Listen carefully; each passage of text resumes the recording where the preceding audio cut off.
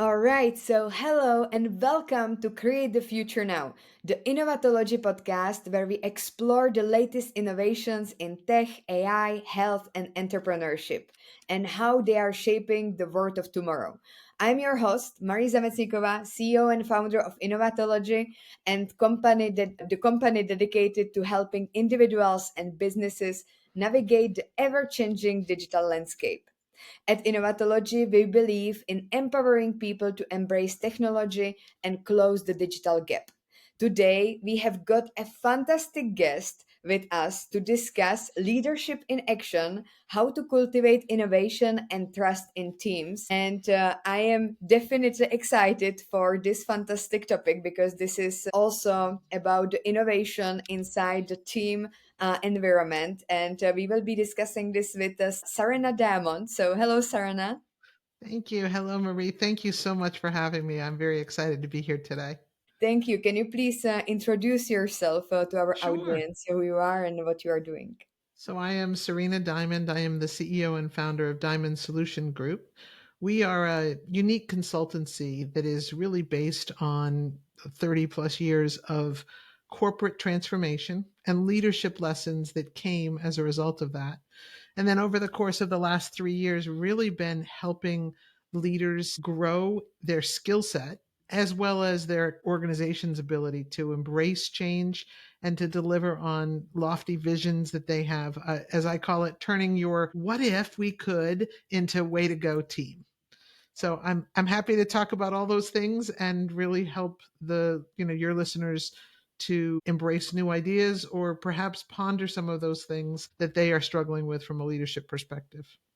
Nice. And can you maybe tell us more about what is the most common challenge in terms of the leadership that the people usually come to? Like, what is the most most Yeah. common? Well, I think, and I suspect every leader would say, no, no, my challenge is unique. All leaders that come to me struggle with is they have a vision and they can see and have a sight for where they want to go, what they want to have happened. And in some cases, it is just about translating that vision into action and getting people on board and engaged. In other cases, it is about setting a roadmap for that to become real. But in all cases, it is truly about bringing that vision to life. And when I say that is that so many leaders that I work with, they can see the future. They just don't necessarily see all the steps to get there. So, for example, I have had this year alone, I've had two very large clients. One, a $1 billion professional services company in the healthcare industry that had done a technology deployment, and they were trying to assess how do they continue to sustain the level of change that they had rolled out with this new technology, as well as to scale it to other areas of the business. And on the flip side, I had a professional services company in the automotive industry approaching their first 100 million in revenue. So completely different challenges. And what they were looking for was to try and look at how do they improve their operational processes and the steps that they could make that would they could standardize to allow them to grow more efficiently. So in both cases, they had a vision, and in some cases they had actually executed, whether it be a technology or a process, but they didn't know how to get to the next step. And both engagements were tremendously joyful for me because not only was the scalability or the sustainability of the change the outcome and a roadmap to do that, but the people and the capability of the people that they were leading, as well as more importantly the leaders themselves, was expanded upon. Their capabilities were better. And a big piece of that was really about helping to lower the challenge and the difficulty that comes with change and really helping to cultivate trust, building that trusted relationship between the leaders and the teams that needed to embrace the vision and to make it come to life. Mhm. That's a really interesting case, like practical case of a real life scenario. And I have a question regarding the change management kind of because like usually people don't like changes, and I guess that these companies they are already on the market for some time. So like. How, for example, what do you usually advise to the leaders when they want to embrace a change inside their team? How they should communicate it effectively to the team so that there is no oppression, let's say, inside the team, like against that change, and that everybody just gets on the board smoothly and efficiently. The biggest piece that I see leaders often missing is the role that purpose plays in helping to drive change. So, employees today, certainly things have changed over the course of the 30 years. You can't, as a leader anymore, expect blind, sure, whatever you say, I'm going to go do it. Robotic following is less effective than it's ever been in the world. Now, I don't know that it was always effective for every person, but I do know that there are an awful lot of leaders that once they understand that if an employee or a team understand the why behind the change, you've built a belief in why are we doing this. And I'm not saying that leaders have to justify everything, but creating that sense of purpose, connecting a transformation initiative to a compelling purpose, it creates that alignment with the leader's vision and the employee's interest in achieving that. But it creates engagement in that. So we're sort of a joint force. And most significantly, I always see that once you've created that purpose and that sense of why, understanding and building belief, you create an energy that is it's beautiful and it moves the people forward together, not just individually alone.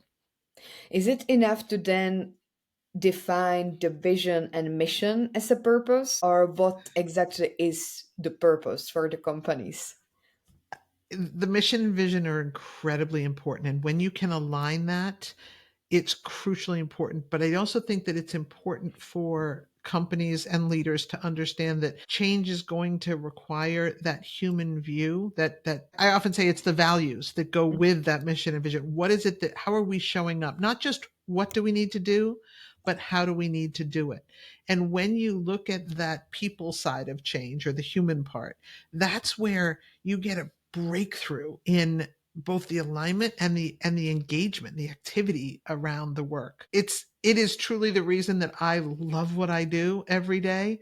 It is when you see that spark, and it happens every time. When you have that spark that gets sort of visually visible on people's faces as they're embracing and they see the real purpose and they get the glimmer of what their vision is, hugely impactful. Like, for example, I have in mind when you're speaking right now, like Apple, for example, or other big, like big Silicon Valley companies, like where the people really like are motivated to work for them because they work on the future, on the innovation of the mobile phone, etc. And so I have a question: how we can then facilitate this on like smaller scale? Because, for example, if I'm like a starting entrepreneur and I have my little idea or I have a startup, and not necessarily I can tell to people, we are going to drive the next iPhone, or like something that people can relate to. Like, there is not really a queue to join my startup or something like this. So how this can be done from the day number one, when the small entrepreneurs are starting with their idea, how they can make their employees or also freelancers engaged on daily basis so that they can grow and scale. Because I think that this is also probably some of our audience who are currently watching, they might be facing the similar struggle, that they have their own startup, they have their own small businesses, but it's kind of the robotic setup that you just outsource somebody to make you website, or you have an employee who is just like checking the boxes on everyday basis. So how do small businesses can also make this kind of purpose that it will really be like, yeah, we are developing the new iPhone? I love that question. And thank you for that thoughtful linkage between something big, which a lot of people think about when they think about transformation, and something that is personal, right? It's an individual unique. I work with and talk with a lot of solopreneurs or people thinking about being a solopreneur. They have an idea. They really want the the impact in the world that it could be. And we live in a time that the rate and pace of change It's awesome, right? It is faster than it's ever been. You do not need to focus on yesterday for more than a minute, and you can be looking forward. So having those great ideas is really important. I tell leaders of all organization sizes, solopreneurs, as well as the billion dollar, the C suite of the billion dollar company that I worked with earlier this year. I want you to try and remember that there are people behind all of the things that you are trying to do, whether you're trying to sell your idea as a solopreneur or sell your idea as Steve Jobs used to do. And there's always sort of three things. Every communication strategy I work with, I do a lot of ghostwriting for C-suite CEOs that are trying to build that culture of trust and understand. I always say these three things. Ask yourself before you press the send button on a text message, even, what do you want the recipient, whether that be a solopreneur trying to sell their idea, or a large organizational email, what do you want them to think as a result of what you're saying? What do you want them to feel as a result of what you're saying? And lastly, and really importantly, what do you want them to do with this information? I think a lot of leaders sometimes get hung up on I just need to be authentic. I need to be fully transparent. And I always say to people, okay, I'm a big one for authenticity and I'm a fan of transparency where it's appropriate. What do you want them to think, feel, and do when they're done reading this email or this newsletter or this blog or a text message? So if a solopreneur is trying to garner support for and inspiration behind the work that they're doing, if they're communicating consistently with a human being expectation on the other side of that, what do we want them to think, feel, and do? It is tremendously impactful. Sometimes it will stop you from pressing send, right? To say, you know what, this was the rantings of a late night idea, and they don't need to do anything with it. Or in some cases, I've had some leaders that said, I don't need them to do anything. And what I want them to feel is that I've got their backs. And what I want them to think is, I don't know. Let's go back and rework that. Let's go back and talk about why you're sharing it with them, right? So if you're sharing it to be authentically, everything from frankly, the holiday message that you send out to people, hopefully not on December 24th at noon, because people are thinking, gosh, I was really hoping I could start my holiday, right? But what do you want them to think, feel, and do? Really important for whoever you're communicating your ideas, your visions, your strategy. Always think about the person on the other side of the screen or on the other side of the table if you are still in traditional setup in person.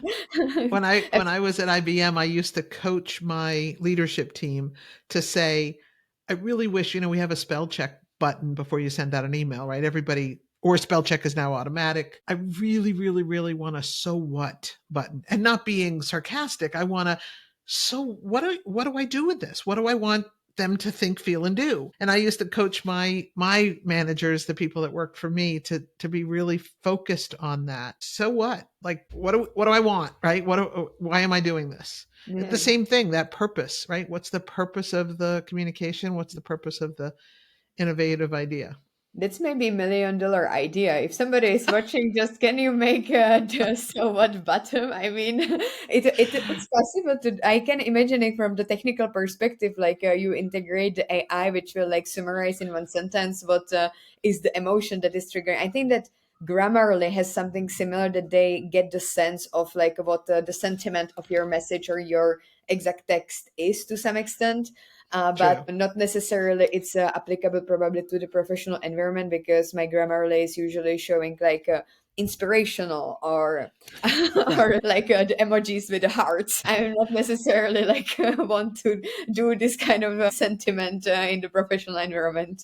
Well, and in lots of things with Grammarly, sometimes it gets word choice to mean different things, right? And I say to everybody that digital communication has made it so hard because there isn't a font that allows you to understand the tone, the intention. Grammarly tries to do that with your word choice. And because word choice is, people's vocabulary is very personal, and what feels aggressive to you might not feel aggressive at all to me, or more importantly, vice versa. So I often say to those people that are, okay, yes, you could use Grammarly, you could create the so what button if that was, I really do agree with you that, there's got to be an AI generation, the next, probably tomorrow or the time we get off this call, it'll be done, right? But there's got to be some level of innovation that will help to say, did you really mean it to sound that way? Because 89.9% of the people that read this are going to perceive you to be aggressive or assertive or directive. And you kind of, this isn't consistent with the way you've been. Sort of like those AI twins that exist now with some of the AI content creation. Yeah, definitely. So let's see if after when we hit the stop button of this podcast, there will be already the stop button. But Already. I have a question regarding the balance because you said that you always need to think what do the people feel, think, and do, and like kind of like get empathic. We can agree that I think it's factual that women are usually more empathic than men. It doesn't mean that men cannot learn the empathy and they cannot work on their skills there. But for example, from my perspective, it's also really difficult to balance between like because then if you think too much about what the people think or what they then you are sometimes forgetting where you want to go, what you want to feel, how you want to change the landscape and the environment. And also, then there is a third thing, which is like I usually like when I start to pilot new things on LinkedIn, on social media, on YouTube, I usually make it my weekly habit or daily habit that which is kind of like robotic. I'm just like give me the time of the day I need to perform this for. So for example, if I want to start the strategic communication and engagement on LinkedIn, I just introduce into my to-do list every day a certain activity which is for example daily posting, daily commenting, but it's kind of robotic until I will get used to this kind of activity where I can then engage with people and think about what they feel, what they think.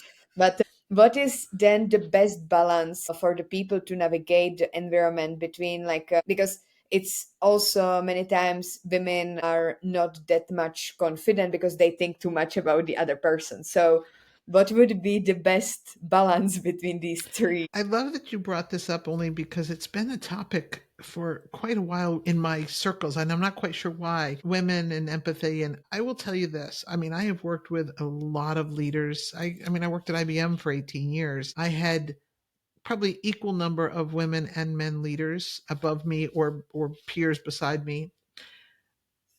I know it's not common, but I'm going to debunk that leaders that are women naturally have an empathetic approach. And here's the only reason I would say this is why. I think too many leaders that who happen to also be women have come through the ranks watching role models that did not necessarily role models of success that did not necessarily demonstrate female leadership styles or Mm, those that are typically recommended as or characterized as women. So I am trying to balance their skill set or and more importantly build their skill set is what is it that they are trying to cultivate within their organization. If they are looking to create a trusted environment where employees feel that their potential is appreciated, growth is supported, their accomplishments are appreciated. Those things are not uniquely to women. I've worked with some fantastic male leaders who that was just as important to them as what we call empathy. And I hesitate to try and characterize that in one gender or another because I tend to believe that it is how you came through the ranks or what role models you followed or what books and coursework that you did. That's what you learned. People are not naturally empathetic just because they came out of the womb of female gendered or male gendered or not. I really truly believe it's something that we are nurtured along the way. Um, and I think that it's really an important distinction because you can learn other ways of approaching and cultivating a trusted, engaging relationship with your organization. It takes work. Some people, because of their role models and their patterns that they built up as they were coming up through their development ranks, their professional career, will have a lot to unlearn.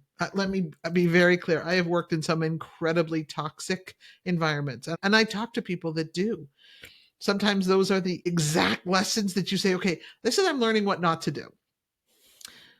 But even if those are from your childhood, right? You had a toxic teacher who yelled and screamed and people were okay with that. I do think that it is an important thing to say, I'm going to take from this experience what I need to learn positive and what need to learn that I'm going to avoid. And I guess if I believed that you couldn't unlearn those skills, I would, one, be a very bad leadership development. I'm not a coach. More of a consultant and a guide. But I do think that the people can learn this capability. It does take intentionality. Mm, It does take effort to say, you know what? That's not what I wanted people to think. When mm, I sent out the email that said business is bad, everybody's going to need to work extra, 10% more. I didn't want people to think what they thought or what feedback I got, or I didn't want people to polish their resume and go on LinkedIn and resign. What I wanted them to do was buckle down and try harder. Okay, there's probably other ways to do it.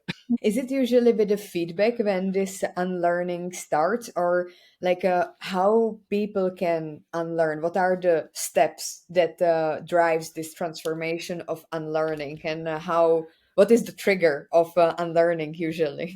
Usually, sadly, it's usually a problem. Your best salesperson resigns. Your operations leader says, I've had enough. I'm not doing this anymore. It's usually something that causes people to say, what is it that I need to do differently to have this not repeat itself? Unfortunately, I work with lots of leaders that the only reason that they're even considering getting outside expert opinion is because either their PE company said you will get outside expert support or they've had some kind of really difficult business outcome, right? That they've lost sales or a huge client or something along those lines. I had one client early on in my when I founded Diamond Solution Group that they were struggling 4 years after an acquisition of a relatively small, less than 10% size of their company. They acquired this competitor, had a very hard time integrating, and not because they shouldn't have been able to integrate all of the pieces, but because the personalities of the company that they acquired, nobody took into consideration what those people felt about being acquired, Mm, what they did on a day to day basis that would keep them siloed. And nobody really paid any attention to how do we want them to think and to feel about being part of the larger company. It was very interesting because they had been trying for 4 years. They eventually decided they were going to just hold. They had bought it 3 years ago. They were going to buy and hold. And after a year, they realized that wasn't working either because the amount of, as I lovingly referred to a whole group of people, the amount of human glue in that company trying to make the acquisition impact not visible to the client base was tremendous. And all it was going to take was one person to say, I've had enough. I can't do this anymore. I physically can't do this anymore. When there were lots of people that were close. And that's when they called me. And I will got to say, it was not hard once we started looking at purpose. Why are we doing this? Why did we come together? Once we started looking at it from a purpose, it wasn't hard and it didn't take long. I will say we were 7 months from start to finish until we started to be able to turn the corner on that. And within 11 months, they were rebranding the vehicles that were the previously acquired company. 4 years in, they were still branded in the former company name.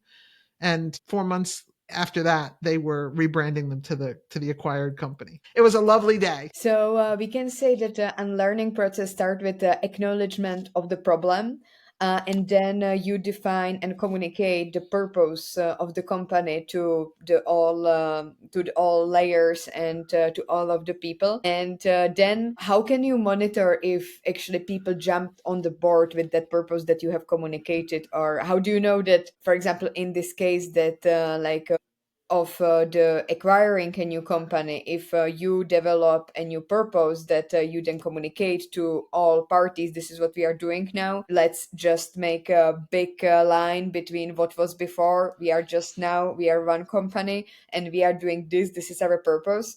How can you know if the communication worked if people actually integrated this new purpose, or are there some following steps that the leader needs to do afterwards? Isn't it just like you send email and that's it?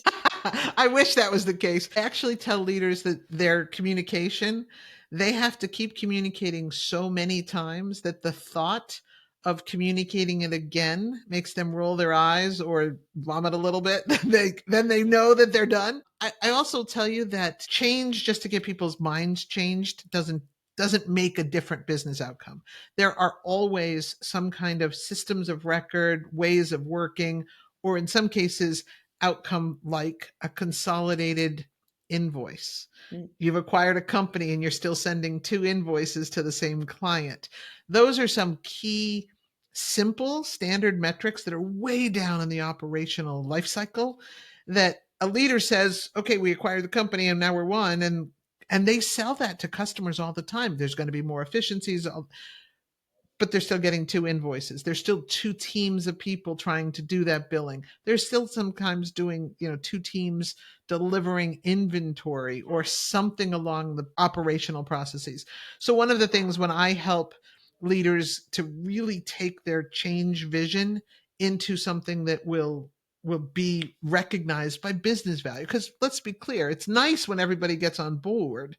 It's really important that they get on board and there's business results that come as a result. There's efficiencies, effectiveness, some financial benefits, something along those lines. And I always start at the beginning that says there is a human aspect of this that will drive those outcomes so much faster if we don't forget that there are people associated with it. So you can tell people one invoice, well, if our systems don't do it, there's only a couple things, usually human glue, that is trying to create a manual single invoice because the leader said there'll be a single invoice. If the amount of human glue behind there creates more inefficiency, or in some cases, lots of cases, human error, it becomes a really big problem of that change. So one of the things that I always do with clients and the engagements that we work with is that I start to say, this is the change. This is the effect of the change.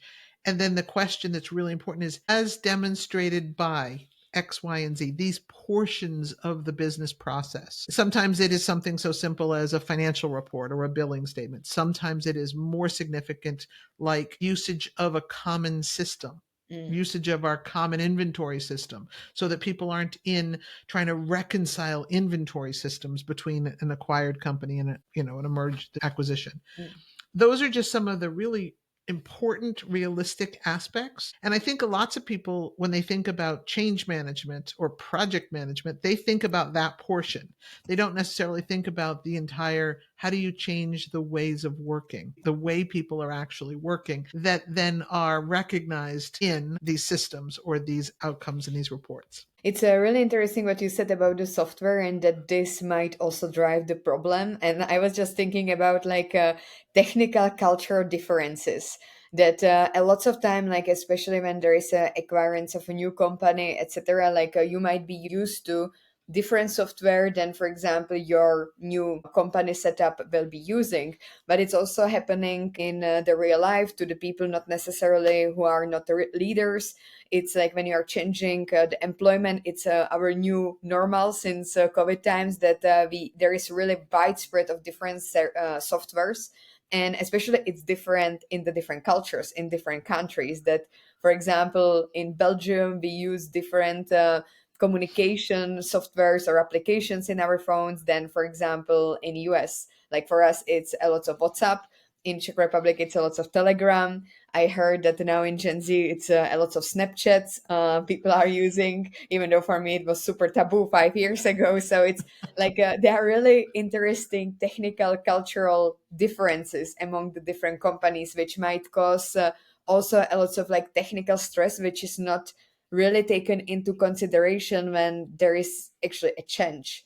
That we usually also mainly like we speak about the purpose, about like how to explain to people what is it, and sometimes even this is forgotten, something like onboarding. We just think that this is just normal, like that everybody knows how to work with WhatsApp, how to send messages. If you just don't use WhatsApp, you might be stressed from the new system of your employment, and then also with the new system technical, how to learn with all of the different softwares and things like this. Do you also, for example, notice the technical cultural differences across the different leaderships and how they deal with changes in this aspect? Absolutely, and I'm so glad that you brought this, because this is one of those questions that we often run out of time before we get to, because the intersection of technology and any kind of human centric change is crucially important, right? Technology is an enabler of change for sure, but transformation really requires, for it to be successful, that you understand and address the human beings that are going to need to use whatever that technology is. When I was at IBM, I had responsibility for transforming the global workforce management function. And that was, there were 1,500 people around the world staffing the IBM's 240,000 consulting professionals. So that was everything from identifying the demand, understanding how we were going to satisfy that demand from a client perspective, what skills and what basis. But each of those organizations had different technology. And yet there couldn't be a consistent level of understanding common ways of working if we didn't adopt a consistent technology. So there was aspects of that migration, that integration, that really big initiative that was focused on what's being used today. Is that a better thing? Not necessarily a best practice. I'm no longer a fan of the word best practice because technology changes too fast. It's just a better practice today. There's probably a better practice coming tomorrow.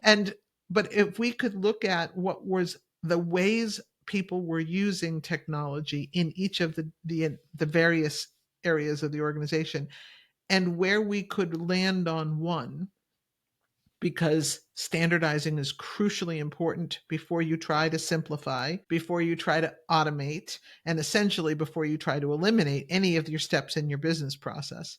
So it's really important that you standardized on a platform or a technology. I think one of the things that is often hard for leaders is to understand that sometimes you have to get to a place where it may not be the best for me as an individual, but it's best for the organization as a whole.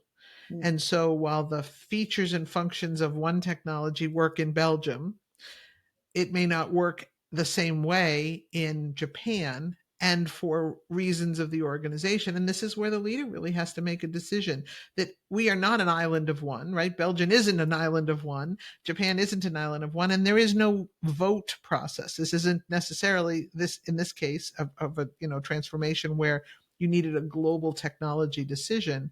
We needed to make sure that it was good for all, not best for one. mm. And it was really an important part of the communication change, because that technology being rapidly changing, you really need to address the human centric side of it, so that people said, I may be foregoing a couple of things that work really well for me in order to be part of the bigger outcome and the better out result that comes. And that's really an important leadership difficulty, but it is a responsibility of the leadership to be able to see that and not fall back on the hierarchical, because I said so. That's why you're doing it, because I said so. Right? Which is the shortcut that people, will say, well, I'm just going to tell them that we're using this application or this piece of technology in the company. It doesn't, back to the purpose. I know everything comes back to the why, but back to the purpose. Why are we doing this? Even if it's a step back for Belgium, but it's important to have the entire, 8 out of 10 for everybody is better than 9 or 10 out of 10 for one and 2 out of 10 for somebody else. I see your global perspective because you were at the IBM global director, if I'm not mistaken, director on Yes. the global scope. So you have a vast experience with the global perspective and how to create the borderless solutions for all. And I also like a phrase which is saying that it's not about what you say, it's about how you say it. Like sometimes people really just think like yeah, in my to-do list there is like communicate something, and you just need to communicate it, but it's always about how you communicate it, how you, for example, prepare people for that communication, that you are going to also take into consideration the cultural differences on the global scale. And as you said before, some words might be, for example, not really welcomed by some words might be more pleasant for some other people. So it's always also about how you say that change and the recommendations on the global scale. And we got a question from the audience which very well suits here. And it's because we spoke about the rapid change. Technology is definitely rolling. It's like what was the trend today doesn't need to be tomorrow. And here is a question of how to keep with trends in tech environment as a leader when the landscape is changing all the time.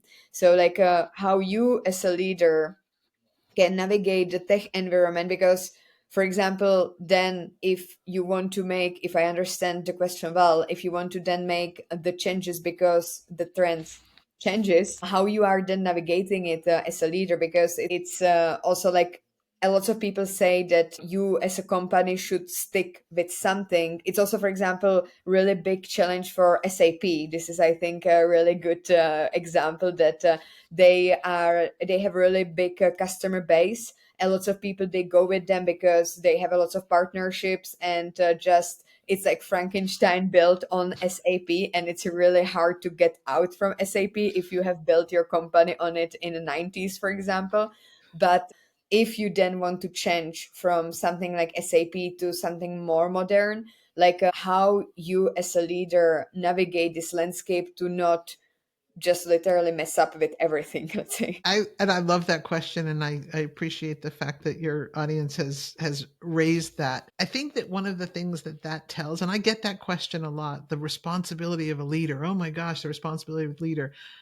The best leaders that I have seen navigate the ongoing state of technology change are those that do not represent themselves as the expert in everything. They represent themselves and they strive to be leaders that have hired the best people, the most innovative technologists on their teams, the people that are bringing good ideas and continuously improving the company. Because if a leader has to be the one that knows everything, they will fail. They will be outdated. They will, because it's humanly impossible, even with AI, to know everything. But the leader that says, I know what I know and I'm very comfortable with that, and I'm going to surround myself with people that are smarter than me in certain areas, like technology changes, like applying technology innovation to our business from a product lens perspective, like finding new ways of approaching our customer base through innovative sales engagement. Those leaders that can find and are comfortable surrounding themselves with people that are as smart or smarter in their area of expertise, and the leader is not threatened by that human being part of the team, those are the companies that I am seeing that are staying ahead of technology changes. They're embracing the AI innovation, the things that are really lighting up the innovative ways, and they're continuously improving their company, their organization skills, their capabilities, and their business results are following really fast. Mm. So I would just warn any leader that says, oh my gosh, I'm going to spend the 2 weeks of the holidays polishing up all of my technology skills. I would rather a leader take the 2 weeks of the holidays and think about the team they've got and who's really good at the technology innovation or applying that technology to the products and services that you are offering in the client base, and how do I help support them and make sure that they feel that their value to this company is bringing that insight, and that we're a team together, that I'm not intimidated by how good they are at that aspect of the business, and they will make me smarter as a leader because I can bring my leadership with those lessons and the things that they're sharing to the play. Hmm.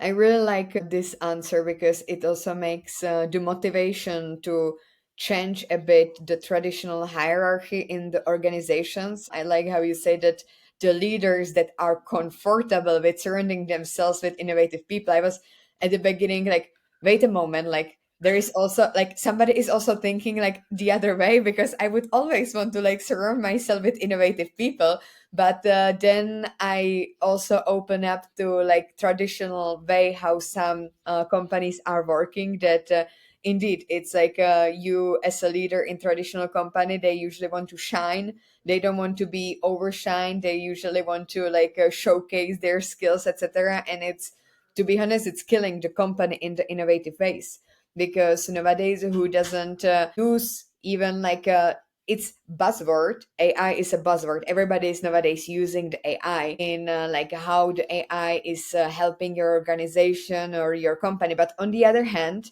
there is a person in that company who is thinking in innovative way, so it gives you a bit of aspect or a bit of perspective if you want to, for example, invest in something, if that company is to some extent leveraging the AI, if they are going with the flow of innovations, or if they don't modernize their processes. So this is, for example, one of the things that I usually like to look when I'm investing in the new softwares, for example, in our products, etc., how you are leveraging the AI or the new advanced technology, so I can be sure that I'm investing in the right product that is going forward, and that you are customer Sure. centric and you think about how I as a user will be using it also in the future. It's not just during the next 6 months, but maybe I'm thinking about even 6 years to use your service, right? And I will tell you that the leaders who are engaging the diverse perspectives, the diverse experiences of their organization, and they're really truly empowering their team to be part of the solution, to co create their future, leveraging technology, leveraging new ways of working. Those leaders and those companies are seeing not just more sustainable results, but faster future scalability, faster adoption in the marketplace. And their business results are showing time and time again. Clients that I work with, they're doing that.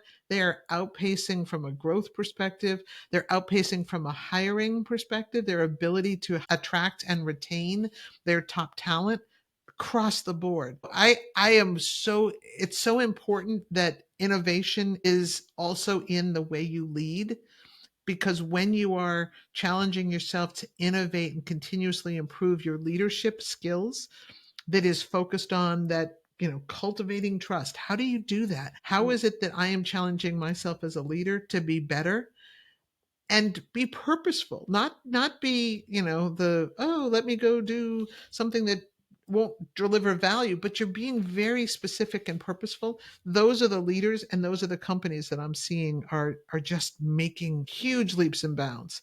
mm. Nice. Can you also tell me more about your company? So, like, how people can find you and how they can collaborate with you, and what products or services they can, for example, collaborate with you on. Sure. Thanks so much for that. So, probably the easiest is LinkedIn. I'm pretty active on LinkedIn, although I do have a website, Diamond Solution Group LLC.com. But LinkedIn, Sarena Diamond, spelled with the A. You can find me on LinkedIn there. And you know what? I love working with leaders who are struggling with figuring out the best ways to adopt and adapt to the changing landscape. So, I work on a lot of operational excellence roles, a lot of things where they don't really know why it's not reaching the experiences, reaching the outcomes that they're trying to get to. I will have a, free collaboration with anybody to try and brainstorm some of that. I will, be happy to help any of those leaders to address those changes. And if I'm not the right person, I will 100% find somebody that is and put them in connection to do that. I really do believe that we are in this together, that change is hard for everybody, myself included, with some things. Just getting a new laptop is always one of those things that you're like, wait, the change is hard. But really, truly being in that continuously improving and challenging ourselves to grow as people, as teams, and as organizations is what this is all about. So thank you so much for this opportunity. I really appreciate it. Thank you so much, Sarena. It's really impressive. And you guys, if you want to embrace the change and jump on the innovation board, then definitely reach out to Sarena and also Diamond Solutions Group because these guys will put you on the innovation wave. And is there something currently cooking for your company? What is there in the future? Like, for example, now we are almost at the end of 2024. So, what are the plans for the next year? My plans for next year are going to really include a lot more opportunities to speak about some of these kinds of things and continue to help leaders in a broader perspective. So I'm going to be hitting the road a little bit more and doing some additional speaking and some workshops with companies who are trying to bring this kind of mindset into their organizations. Happy to to help anybody that's trying to do that with a sort of a workshop or facilitation kind of mode. So not just projects, also a facilitation that through that. So Nice. And I have also a question about IBM because you spent there quite a long time in your career. You were there for more than 18 years, if I'm not right, mistaken. yeah. And was there something about the mindset that IBM had and that you learned that you then took with you to the Diamond Solution Group? Like, what was different with IBM than, for example, with other companies that you That's a great question. I think I started my career at Accenture, and I started then learning that it wasn't just necessarily about the technology or the processes that we were doing, but it was really about the people that I worked with and learning from them. And I continued throughout, the places that I worked before I got to IBM. But I have to say, the 18 years that I was with IBM, the learning from other people, really truly dedicated, smart, innovative minds is the thing that I've taken, and continuously improving, making sure that I was continuously improving, not just myself, but for those around me. And that was one of the things that I valued every day at IBM, were the people and the relationships that I built while I was there. And I still maintain those relationships today. So that's the important aspect of all this, because it is the only thing that really matters at the end of the day is the people that you work with. Yes, and I can even imagine this is a really great dynamic for the Diamond Solutions Group because you have a lots of people who you are meeting on the daily basis and lots of speaking opportunities for the next year and also the clients. So it's every day is not the same. I just had a call with a girl just before our podcast today, and she's working in the services. She's providing LinkedIn coaching, and she's like, you know what is the most incredible about being solo entrepreneur? Is that every person is different. With some people I spend one hour, with some people 3 hours, some people, like, I have one video that I'm sending to 20 people, and each person just understands that video differently, and it's For just sure. incredible dynamic of providing services. It's awesome. It's an awesome, awesome place to be, because people are really, truly amazing. And when that's what you're doing it for, it's a joyful day. And taking this is also my last question, taking into consideration that your career was successful, like you started in Accenture, you worked more than 18 years in IBM, you established your own company, which is on market for more than 3 years. What would be the advice that you would give yourself looking back before even the Accenture that you were, for example, worried about, and now when you went through all of these challenges and obstacles and founded your own company, what would be the advice that you would give yourself? Continuously learn. Don't ever stop and decide you've learned enough, right? This is not Blu-ray or DVD technology. We are, just from a human being perspective, continuously learning what we're supposed to do and be. It's a phenomenal opportunity. And if every day you start with anticipating the great things you're going to learn, you'll finish every day with a sense of accomplishment from having done that. So I would have done that as a young person. I don't think that I was as conscious of it early in my career. But looking back at all the things that I learned at each place from each person that I encountered, that continuous learning is really the important part. And it's been the hallmark of my 30 plus year career, and I hope it continues to be for the next 30 years. Nice. I really like it. It also signals to be humble, that like the success is not constant, that there are ups and downs all the time, and it's about just embracing the learning curve when the things just doesn't go our way, it's important to learn from the mistakes and just keep going forward. For sure. All right, so and that's a wrap up for today's episode of Create the Future Now. I hope you enjoyed the conversation and gained some valuable insights into, for example, change management, innovation. We also discovered our own innovation, which is so what bottom, and how to unlearn different skills, or as a leader, how to embrace your team and innovate your environment. As always, we are here to help you navigate the evolving digital landscape and create an impactful future with technology. If you loved today's episode, don't forget to subscribe, leave us a review, and share it with others who are also excited about innovation. You can also follow Innovatology on social media for more updates, tips, and behind the scenes content. And I would also just ask you, Serena, if we maybe had something that we didn't mention during our podcast and you would still like to tell to our audience that we didn't cover yet. I am good. I just think, you know what? Go cultivate trust in your organizations. Thank you so much. So, Thanks so thank you much. again to Serena for joining us and sharing your expertise. And also, thank you, our listeners, because you are making this podcast a reality. And thank you for tuning in today. And I will see you then next time. Have a nice day or evening or wherever you are. Bye.